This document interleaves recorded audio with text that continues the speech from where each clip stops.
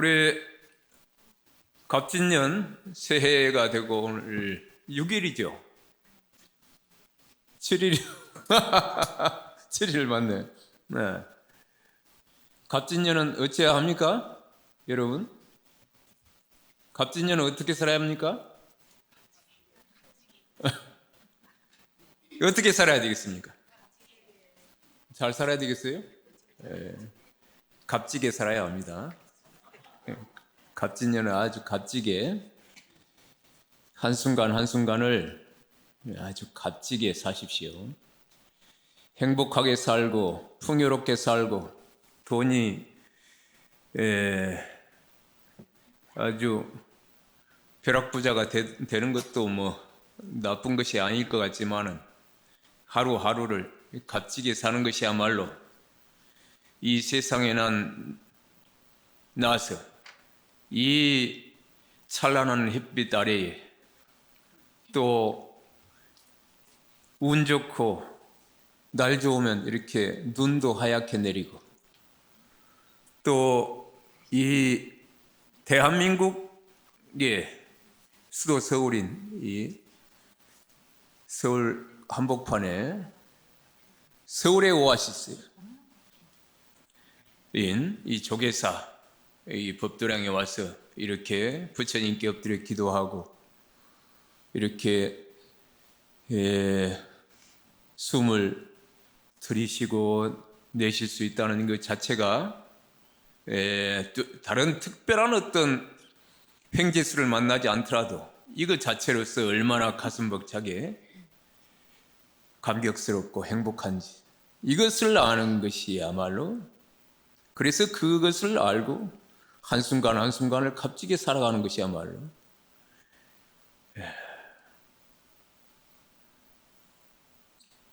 실존하는 것이다.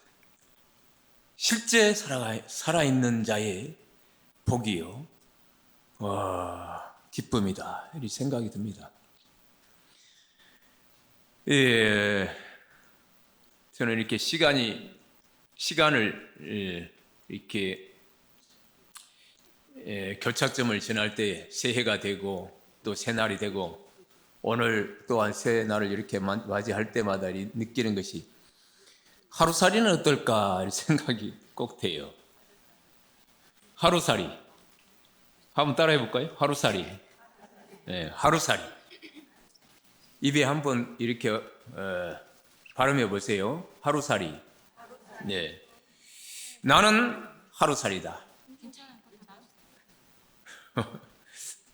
하루살이는 되고 싶지 않은 모양이에요.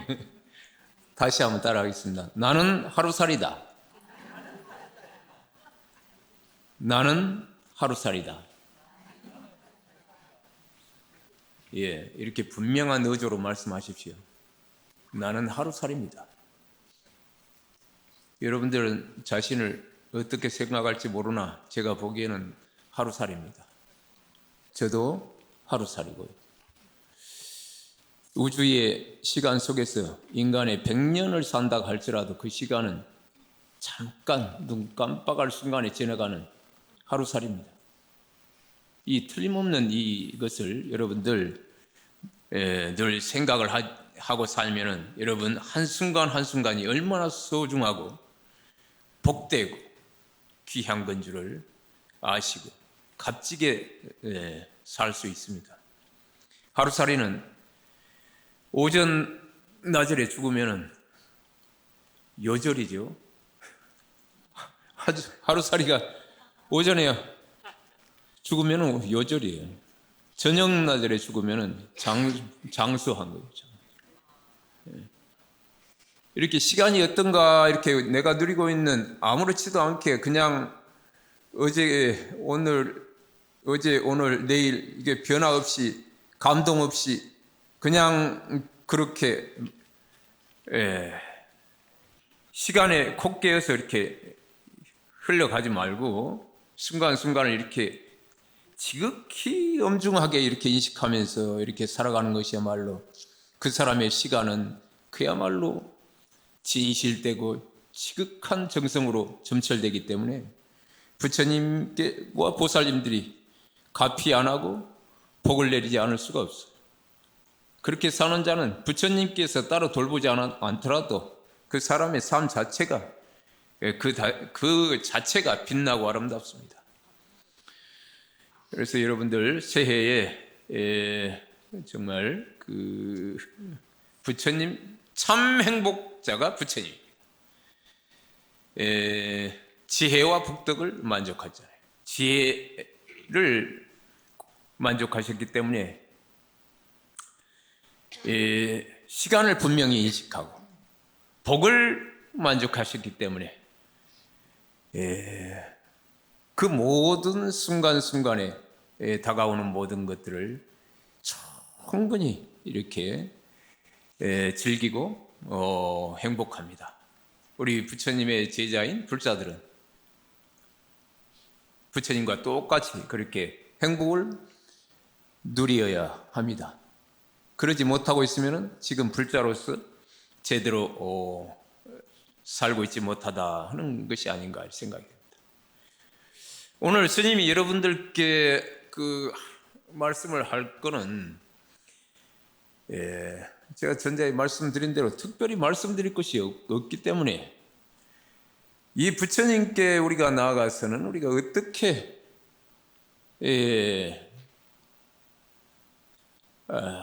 두 손을 어떻게 모두고 두 발을 어떻게 들고 날 것인가, 이거 한 말씀만 하고 싶어요. 지금 법당을 나시는 우리 거사님이 아주 잘하시는데 저렇게 또 들어오신 분도 아주 잘하고 계셔요. 우리 기도하는 방법은 합장하고 그리고 공양하는 겁니다. 뭐다? 합장하고 공양하는 것이다. 이 합장은 뭡니까? 두 손을 딱 모으는 것이죠. 두 손을 딱 모으는 것이죠. 합장. 이 합장하는 이 순간에 이 순간에 딱 합장을 했는데 이 순간에 부처님 앞에 딱 앉아서 합장을 하는 순간에 섰든 앉았든 순간에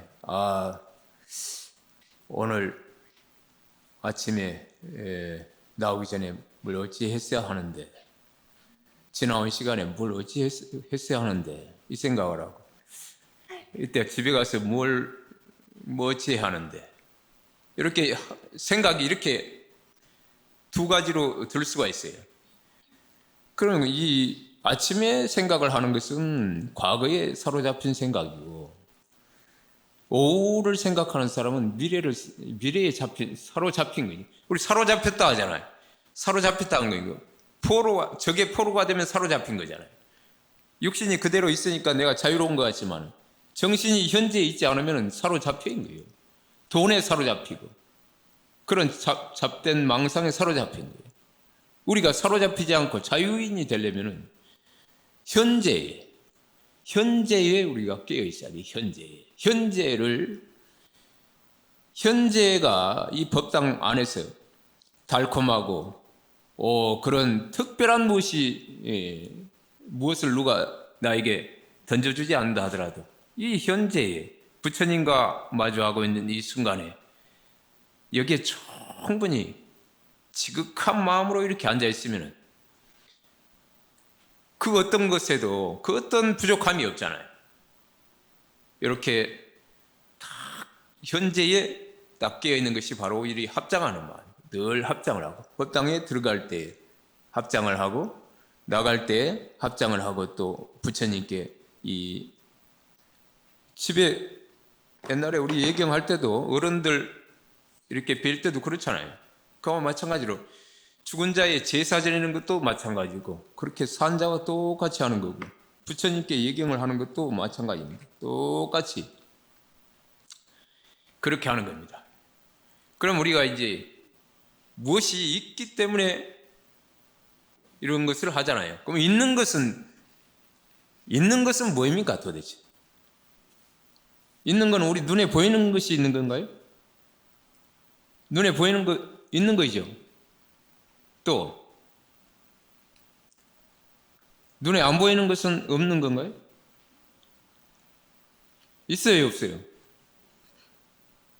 기분이 안 좋죠, 오늘. 우리가 있다 하면 그것을 있다는 것을 무엇으로 아느냐고. 자, 눈으로 보면 알죠. 네? 내가 스님이 딱 들어왔죠. 이 법당에 딱 들어왔죠. 스님이 보이잖아요. 그러면 그걸 뭐라고 해요? 무엇으로 알 수 있는 거예요? 스님이 들어온 걸, 스님이 있다고, 이제 이 법당에 있다고 하는 것을 무엇으로 압니까? 빛깔로 아는 거예요. 빛깔로. 빛이 있으니까 이 존재가 드러난 거 아니에요? 빛이 있으니까. 그걸 색이라고 그러잖아요. 색이라고 하죠. 그걸 색이라고 그만할까? 네, 그걸 색이라고 합니다. 그러면 이제 있다고 하면 이제 색을 우리가 눈으로 보자. 그 다음에 또 뭘로 할 수 있어요? 소리로 할 수 있잖아요. 스님이 이렇게 말을 하니까, 말씀하니까, 스님이 있구나, 알 수 있잖아요. 이걸 성이라고 하잖아요. 그 다음에 또 뭘로 알 수 있어요? 향으로 이제. 그런 이제 나오네. 향으로 알 수 있잖아요. 냄새로. 근데 스님 냄새는 맞지는 않았지만은, 그래도, 알 것 같죠.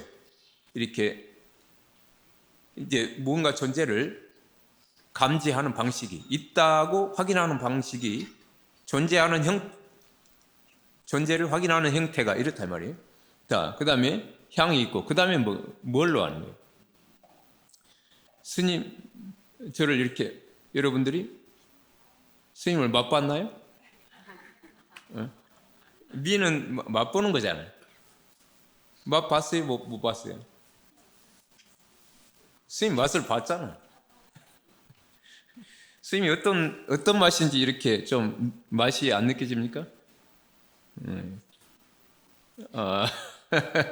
촉으로도 느끼고 눈으로도 느끼고, 이게 열려있는 사람은, 지극한 마음이 되는 사람은 이 색깔로도 보이고, 그 다음에 소리로도 맛을 보고, 그 다음에 향으로도 맛을 보고, 향기로운 사람이잖아. 그 사람이 이 말씀이나 또는 이 행동이나 이 모든 것들이 정말 부처님의 제자답고, 정말 조심스럽고, 정말 세상 이렇게 만나는 사람들에게 진실로 친절하고, 부드러운 눈빛이고, 이러야 하면은 향기가 느껴지잖아요. 그 맛도 저분의 말씀이 지혜에 가득 차 있고, 은혜롭고, 이러면 그 맛을 느낄 수가 있는 거예요. 제가 이 얘기를 하는 것은 스님이 그렇다 하는 얘기를 하는 것이 아니라, 여러분들이, 우리가 일상을 살아갈 적에 그러한 색, 성, 향, 미, 또 그 촉감, 따뜻한 손, 또 눈길도 따뜻한 눈길을 직접 내 육신에 부딪히지 않으면서도 느낄 수 있는 그런, 그렇게 깨어 있어야 한단 말이에요. 그 다음에 법이라고 하는 것은 이제 이렇게 색성향 미촉을 할 때 각각의 그런 오감으로 느끼고 받아들일 적에 항상 생각이 개입이 돼 있잖아요. 생각으로 같이 이렇게 들어가는 거예요. 그래서 좋은 그 만남을 할 때 전체적으로 내 몸이 이렇게, 몸과 의식이 받아들이는 거예요. 그래, 내가 저 상대에게 그렇게 대하려고 노력하고, 한순간 한순간이 그냥 스쳐가는 시간이 아니라 그런 정성이 가득 찬 순간으로 점철이 되면, 그렇게 되는 사람이야말로 진정한 수행이 된 사람이고, 진실로 부처님 보살님의 가피를 받을 준비가 되어 있는 사람이에요. 준비가 되어 있지 않으면은 그 어떤 기회와 어떤 부처님을 만난다 하더라도 무의미한 거예요. 자기에게 다가온 분이 아닌 거예요.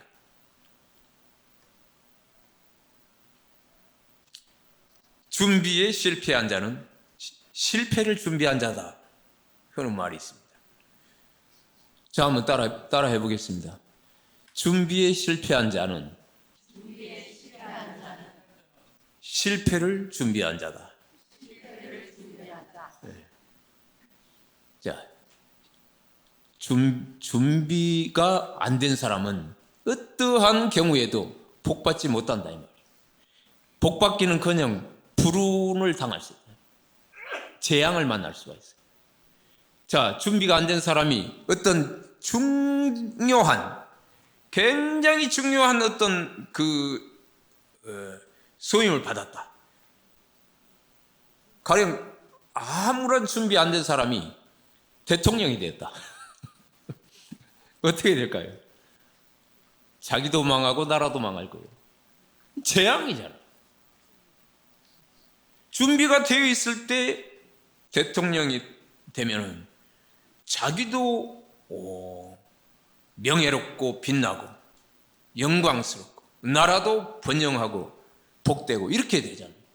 이건 큰 얘기지만 작은 일들에 있어서 다 그렇단 말이에요. 준비가 안 돼 있으면서 뭘 바라는 것 자체가 무의미할 뿐더러 그거는 내 앞에 그런 기회가 와도 그걸 잡을 수 있는 안 돼요. 절대 안 됩니다. 못 알아봅니다. 기회도 못 알아보고 잡을 수가 없고 오히려 그러한 간구만 남는 거예요. 빌고 엎드려 빌고 바람만 있는 거예요. 목마름만 있어요. 목만 타지. 물이 어디 있는지 분명한 눈으로 그걸 찾고 나아가서 그 물을 받아 마실 수 없는 거예요. 그래서 우리가 뭔가를 살아갈 때에 공양한다. 이 합장과 공양이라고 그랬잖아요.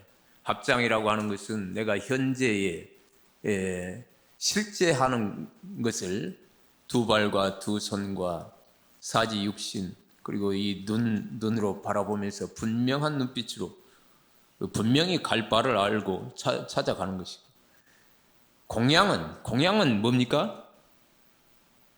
공양은 뭡니까? 공양은 부처님께 올린 것도 공양이죠. 또 무엇이 공양이겠습니까? 절에 와서 밥 먹는 것도 공양이죠. 왜 그래요? 부처님이 공양 올리는데 그것은 공양인데 왜 내가 먹는 것도 공양이라고 했고? 생각 안 해봤어요? 아니, 부처님이 거룩하신 부처님과 보살님들께 공양 올리는 것은 맞는데 왜 나같이 또 옆에 이렇게 못난 사람들도 왜 먹는 걸 공양이라고 할까? 공양이란 것은 이 바치는 겁니다. 바칠 공자예요. 양은 기를 양자예요. 바쳐서 기르는 거예요. 바치고 찬탄하는 거예요. 이게 부처님께 공양하는 거 맞잖아요. 그리고 존경스러운 분께 공양을 올리는 거예요. 어른이나 선생님이나 조상님께 공양을 올리고. 근데 나는 왜 내가 먹는 건 왜 공양이야? 그렇게 부처님과 보살님과 어른과 조상께 그렇게 공양을 바친 그 공덕으로 인해서 그러한 지극한 공덕으로 인해서 내가 내면에서 성장하고 자란다 이 말이에요. 공양, 양자는 자라는 거 아니에요. 내가 그것을 되받아서 내 내면에서 성장과 내면에 이 충만한 부처님의 가피를 이렇게 얻는 거예요. 그래서 내가 공양을 하는 거예요. 부처님께 기도 올리고 나서 우리가 공양을 하죠. 그래서 기도와 공양을 충분히 그렇게 아름답고 진실되게 하면 기도는 끝입니다. 다른 부처님께 절을 하고 108배를 하고 1000배를 하고 10,000배를 하고 하는 것도 다 그런 합장하고 공양을 잘 하기 위한 것이에요. 그래서 공양을 잘 내가 부처님께 내려받아서 공양을 하면 진실로 건강하고 복된다는 거예요.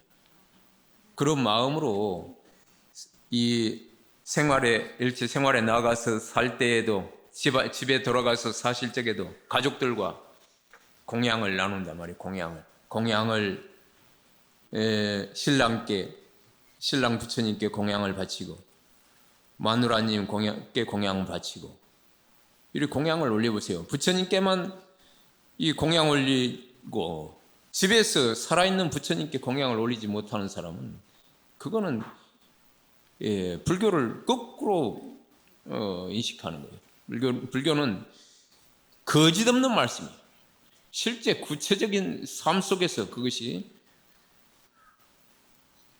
부처님의 그 복을 받게 돼 있어요. 그렇게 공양을 바치면 그 부처님을 대신해서 신랑이 부처님처럼 나에게 부처님을 대신해서 나를 사랑해주고 나를 안아주고 나를 위해주는 거예요. 내 부처님을 대신해서 마누님이 나를 안아주고 나를 따뜻하게 그리 해주는 거예요. 그러기 위해서 우리는 부단한 이게 가장 내 삶의 주관자인 부처님께 이렇게 그런 마음의 그 훈련을 연습을 하는 거예요.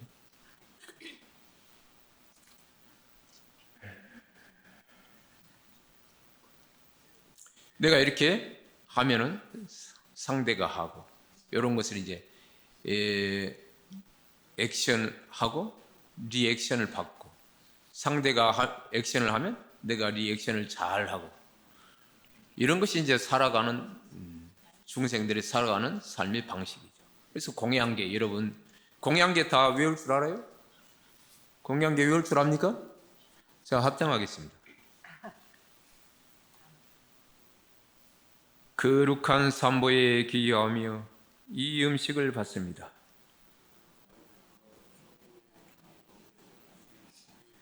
이 공양이 있기까지 수많은 인연에 감사하며 모든 생명에게 부처님의 가피가 가득하소서. 사바 거룩한 삼보에 기여하며 이 음식을 받습니다. 이 공양이 있기까지 수많은 인연에 감사하며 모든 생명에게 부처님의 가피가 가득하소서. 사바. 그러니까 여러분들 공양 그 쌀 한 톨, 물 한 방울을 대할 적에 그것을 어떻게 대하느냐가 그 사람 됨됨이를 알려주는 것이고 그 사람의 일생을 평가할 수 있는 겁니다. 그리고 그 사람이 외로운 자인지 부처님과 보살님들의 가피를 받는 자인지 판가름 나는 겁니다. 사람이 여러분들 사람을 이렇게 사회에 살아가면서 사람을 대할 적에 그리고 친구를 고를 적에 평생을 어떤 사람과 함께 할 것인가 이렇게 생각해 볼 적에 가장 분명하게 알 수 있는 것은 그 사람이 자기보다 약자를 어떻게 대하는가 이걸 봅니다. 자기보다 약한 자를 어떻게 대하는가 이걸 보면 알아요. 다른 거 필요 없어요.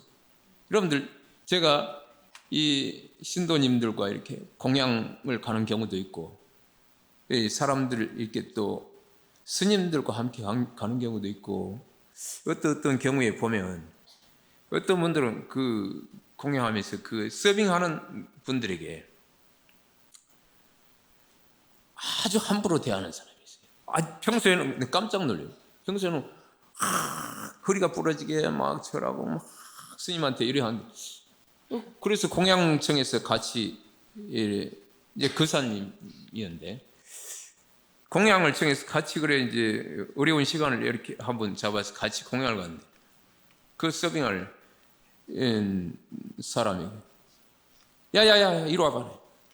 야 이거 아주 그 천박하고 그런 비루한 그 속내를 드러내 보이더라고요.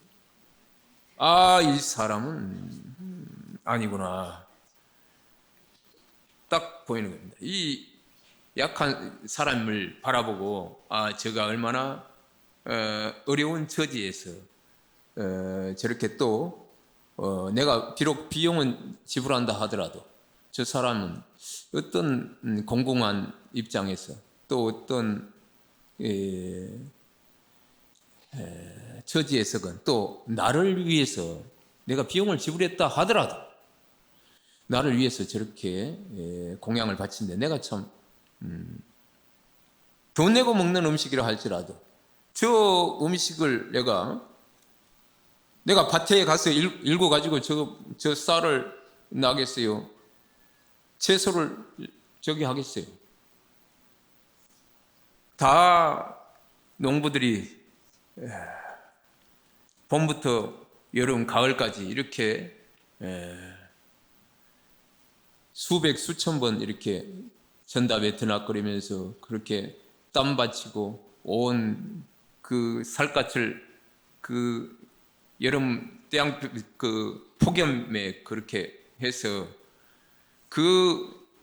저 햇볕과 저 들판에 흐르는 물과 바람과 이것을 쏘이고 이렇게 염으로써 이렇게 내 앞에 온 거잖아. 그 음식을 이렇게 바치는 사람과 받는 사람의 그런 그 만남이 공양을 주고 받음이 그렇게 해서 되겠냐 이 말이에요.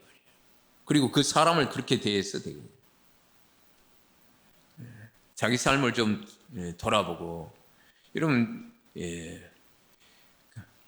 꼭 돈으로 이걸 모든 걸 지불했다 생각지 마시고 꼭 그렇게 우리 지금 저쪽에 영단에 지금 큰 스님들이 매시고 있잖아요. 저 스님께서 이제 자승 스님께서 이렇게 저도 이제 저 해봉 자승 스님을 모시고 인도에 다녀왔지만은 저 스님께서 그 마지막에 발언하시고 가신 뜻이 이제 전법 합시다 아닙니까? 근데 우리가 구호를 안만 외친다고 우리가 전법이 되나요? 전법이란 것은 내 행과 삶이 내 태도가 부처님답고 부처님의 자비스럽고 부처님의 지혜스럽고 이렇게 됐을 때 저 사람은 어떤 사람인가? 절에 나가는 사람이고 기도하는 사람이구나. 그런데 그러니까 저렇게 지혜롭고 자비로울 수가 있구나. 궁금하다. 나도 함께 하고 싶다. 이렇게 해서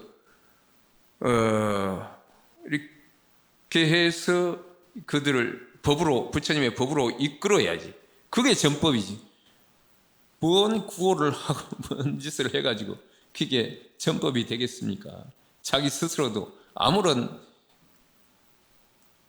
이게 부처님의 가피를 받을 그런 준비도 안 돼 있는데.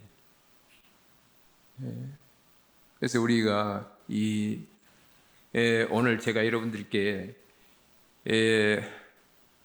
말씀드리는 것은 그래서 함부로 말하지 말라. 스님 이름이 뭔지 압니까? 자, 스님 이름이 뭔지 한번 큰 소리로 한번 말씀해 주세요. 또 그 소임이 뭡니까? 스님 소임. 부주지인데 좀 말을 경제적으로 합시다. 부주지 말고 이렇게 부자로 해서 부지 스님. 이거는 안일 부자 알지자. 이게 아무것도 모른다. 스님은 부처님밖에 아무것도 모르는 사람입니다. 오직 머릿속에 부처님만 있습니다. 오직 이 머릿속에는 부처님의 그림으로 가득 차 있습니다. 아침에 새벽에 잠 깨서 저녁에 잠들 때까지 부처님으로 그림이 가득 차 있습니다. 그러니까 행복합니다. 부처님의 복 빠져 있습니다. 부처님의 품속에서 하루하루 살아가고 있습니다. 다 행복합니다. 그 외에는 모릅니다. 그래서 부지 스님, 부지입니다. 그래서 여러분들 그리 하니까 여러분들께서도 부처님께 가피를 받으려면 그리고 이 복을 받으려면 어떻게 하느냐? 부처님의 품속에서 사십시오. 그래서 행복하시고, 그렇게 하면은 부처님의 부처님 그대로 사니까, 부처님을 그리고 있으니까 말할 때도 어떻게 부처님처럼 말할 것인가, 어떻게 부처님처럼 걸을 것인가, 어떻게 부처님처럼 공양할 것인가, 어떻게 부처님처럼 하루하루 한 시간 한 시간을 이렇게 지극한 정성으로 밥 한 톨, 물 한 방울도 그렇게 은혜로움 속에서 먹고 마시면서, 이 도반을 만나서도 따뜻하고 지혜롭고 덕스러운 말을 주고받으면서, 가족들과 모여 앉아서도 그렇게 늘 감격스럽고 살아있는 자체로서 감격스럽고, 서울대 가고 무엇이 삼성에 입사하지 않아도 살아있는 그 자체로서 이 가족으로 만난 인연에 감격스럽고, 이렇게 은혜스럽고, 이렇게 늘 부처님의 은혜와 가피 속에서 여러분들이 살 수 있기를 바랍니다. 그래서 여러분들께 마지막으로 이렇게 드리고 싶은 주문이 있는데요. 사랑한다고 말하지 말라. 사랑한다고 말하지 말라. 자, 따라 하겠습니다. 사랑한다고는 말하지 말라. 사랑한다고 말하지 말라. 사랑한다고 말하지 말라. 왜 스님이 그렇게 택도 없는 말씀을 하시나 생각하는가요? 스님 말씀을 이해가 되는가요? 여러분들 지혜롭게 살라고 하셨죠? 근데 사랑한다고 말하면 어떻게 됩니까? 이 사랑한다고 말하는 사람과 사랑한다는 말을 들은 사람 사이에는 어떻게 관계가 성립이 되나요? 내가 상대에게 사랑한다고 말하면 상대는 그 증명을 요구하게 되어 있습니다. 말씀으로는 않더라도 심리적으로 마음이 그렇게 요구하게 되어 있어요. 당신이 나를 사랑한다고? 그런데 당신이 나에게, 그러면 나에게 뭘 해줄 거야? 근데 사랑한다고? 그런데 왜 당신의 태도는 그래? 왜 사랑한다고 말하면서 설거지도 안 해주고 청소도 안 해주고 결혼 기념품 그 선물도 빈약하고, 좋은 차도 안 사주고 좋은 집도 안 사주고, 이렇게 사랑, 왜 거짓말 하는 거예요? 끊임없이 요구하게 되어 있습니다. 그러면 그 사람이 요구를 하는 것 자체로 저 사람의 마음을 불편하게 만드는 거예요. 왜 그 사람을 왜 그냥 평지풍파를 일으키는 거예요? 사랑한다고 들어서 기쁘기보다 그 사람은 그게 의심하고 불만스럽고, 이것이 그런 마음을 일어나게 해요. 그리고 나는 그 빚쟁이가 되는 거예요. 끝없이 그 빚을 독촉받게 돼 있잖아요. 그 어리석은 짓이에요. 사랑한다고 말한 사람은 사랑한다고 말할 때가 있어요. 언제? 사랑이 실종됐을 때. 사랑이 없을 때는 사랑한다고 말하십시오. 사랑이 없으니까 그 말씀에라도 매달려야 해요. 거짓된 말씀이지만 그 말씀에 매달려야 해요. 대한민국에 사랑이 많으니까, 사랑이 많아서 러브호텔이 많나요? 사랑이 없으니까 러브호텔이 많은 거예요. 왜 집에서 안 자고 러브호텔에서 자는 거예요? 사랑이 없어서 그런 거예요. 사랑이 없으니까 사랑한다고. 사랑이 없으면 사랑한다고 말하시오. 사랑한다면 사랑한다고 말하지 말라. 눈빛으로 말하고, 눈빛으로 사랑하고, 손으로 어루만져서 사랑하고, 가슴으로 안아줘서 사랑하고, 등으로 묵묵히 실천하는, 등으로 묵묵히 희생하고 헌신하는 모습을 보여줘서 사랑하고, 이것이 사랑.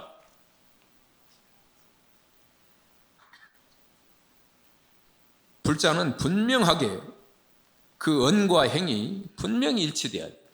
말과 행이 조금도 어긋나면은 그건 불자의 언행이 아니에요. 불자의 삶의 태도가 아니에요.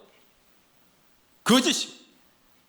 그러면 결국 그 사랑한다는 말이 자기를 올가매고 상대를 의심에 가득 차게 하고 불편하게 하고 거짓된 가정을 만들고 거짓된 연인 관계가 되고, 그래서 결국 행복할 수도 없고 복될 수가 없다. 우리가 말씀을 하면은 분명히 깊이 생각해서 지극한 마음으로, 지심 김영래 할 때 지극한 마음, 지성 그러잖아요. 지성, 지극하게 성 이루어가는 거거든. 성이란 건 뭐야? 말씀은 번에 이룰 성자예요. 말씀만 그대로 이루어가는 것이 지극한 정성이에요. 말씀은 따로 있고 행은 따로 있고, 그러면서 뭐가 어떻게 지극할 수가 있나?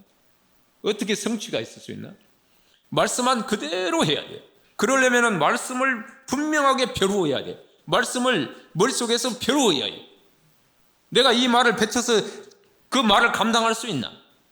진실에 가득 찬 말인가? 이걸 살핀 후에 말해야. 책임질 수 없는 말을 함부로 하니까 사회가 어지럽고 혼탁한 거.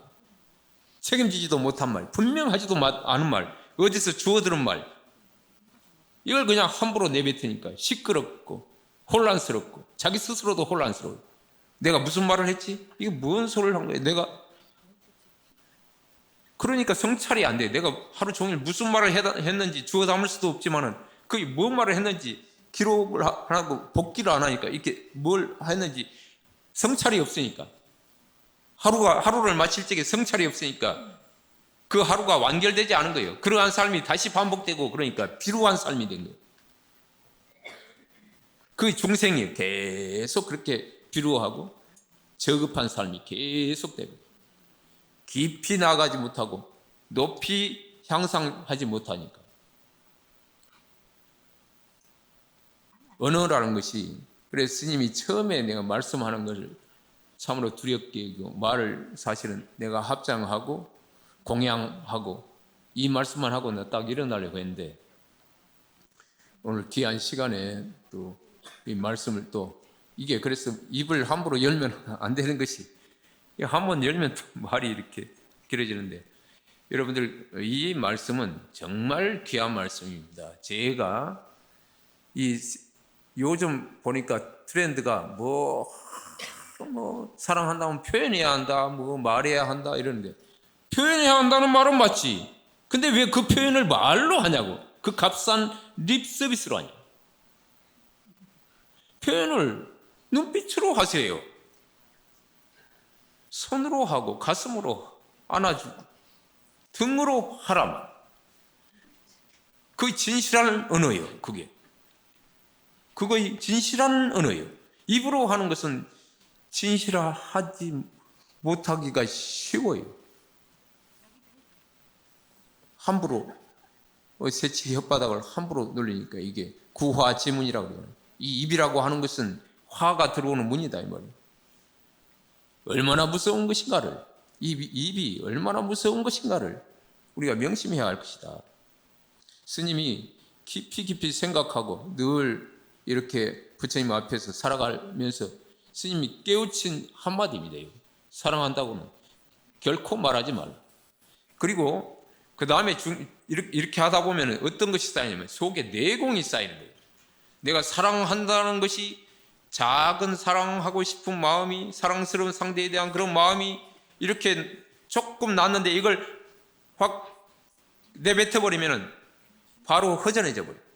근데 이것을 품고 사랑을 품면서 말하지 않고 가슴에 계속 쌓아가면 가슴에 그 진실한 덩어리가 커져서 말로 내뱉지 않는 가운데에 가슴에 큰 공력이 쌓인다. 그래서 자기도 모르게 말하고 바라보고 일체 행을 하는 가운데 사랑이 뿜어져 나오는 거예요.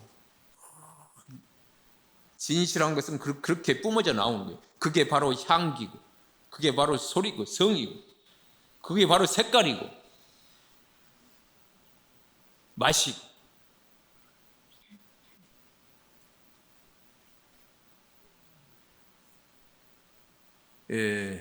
부지한 스님이, 아무것도 모르는 스님이 한마디 말씀드리는 것은 이렇게 사랑한다고 말하지 말라. 그런 가운데에 그런 것을 진실됨을 가슴에 쌓고 쌓아서, 그래서 사랑으로 충만하고 지혜로 충만하고 그러한 부처님 법을 상속받은 사람, 그게 불자입니다. 부처님을 믿고 따르는 사람을 이제 놈자자 써서 불자고, 부처님의 법을 상속받은 사람은 아들 자자를 쓰는 거예요. 불자, 부처님의 아들. 그대로 부처님의 DNA를 그대로 내려받았어. 부처님의 집에서 살고 부처님의 품에서 늘 부처님을 그리면서 하루 잠시 잠깐도 그 부처님의 품에서 벗어나지 않는 거예요. 그러니까 가피를 받지. 은혜 속에서 살리. 이렇게 그야말로 참되게 올 한 해는 그리 값진 한 해가 되시고, 진실로 여러분들이 불자는 행복할 수밖에 없어요. 불자가 아직 안 됐기 때문에, 부처님의 법을 제대로 상속받지 못했기 때문에 가난하고, 그렇게 가난하게 사는 거예요.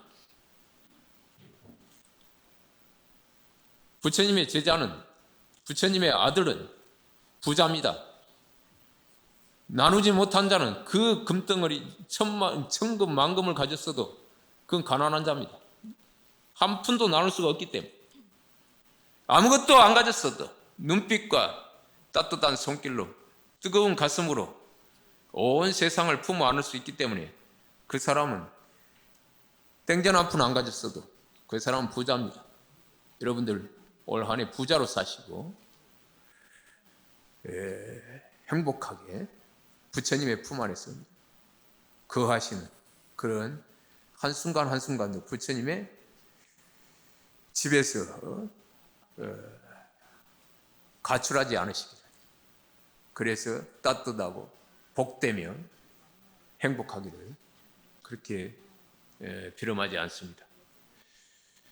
이것으로 오늘 본문을 가름하겠습니다. 감사합니다.